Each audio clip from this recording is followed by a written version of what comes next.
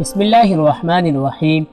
اہل عرب جب شادی بیاہ کرتے تھے تو قدیم رواج کے مطابق دعوت کی تقریب میں شامل مہمانوں کی تواضع کے لیے بھنے ہوئے گوشت کے ٹکڑے کو روٹی کے اندر لپیٹ کر پیش کرتے تھے۔ اگر کسی تقریب میں گھر کے سربراہ کو پتہ چلتا کہ اس شادی میں شریک افراد کی تعداد دعوت میں تیار کیے گوشت کے ٹکڑوں کی تعداد سے زیادہ ہے یا زیادہ ہو سکتی ہے، تو وہ کھانے کے وقت 2 روٹیاں یعنی گوشت کے بغیر ایک دوسرے کے ساتھ لپیٹ کر اپنے اہل خانہ، رشتہ داروں اور انتہائی قریبی دوستوں میں تقسیم کرتے، جبکہ گوشت روٹی کے اندر لپیٹ کر صرف باہر سے آئے ہوئے اجنبیوں کو پیش کیا جاتا تھا۔ ایسے ہی ایک بار غریب شخص کے یہاں شادی کی تقریب تھی، جس میں اس شخص نے دعوت کے دن احتیاطاً بغیر گوشت کے روٹی کے اندر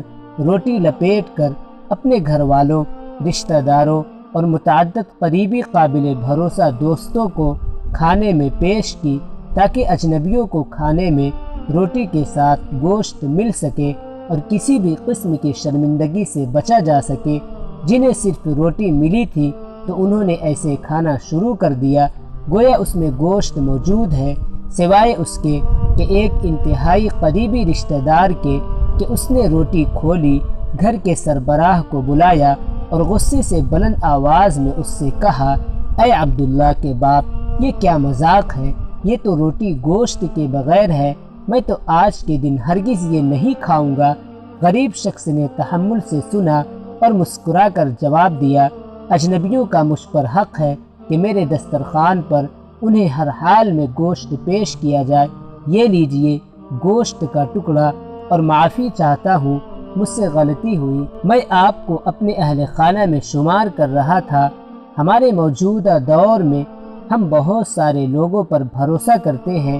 ان کو گھر کے فرد جیسا سمجھتے ہوئے یہ یقین رکھتے ہیں کہ یہ مشکل وقت میں ہمارے شانہ بشانہ کھڑے ہوں گے، ہماری پیٹھ پیچھے ہماری عزت کی حفاظت کرتے ہوئے ہر حال میں وفاداری نبھائیں گے، لیکن عین ضرورت کے وقت ہمارے اندازے غلط ثابت ہو جاتے ہیں۔ اس لیے اس بات کو یقینی بنائیں کہ کون سی روٹی کون سے بندے کو دینی ہے۔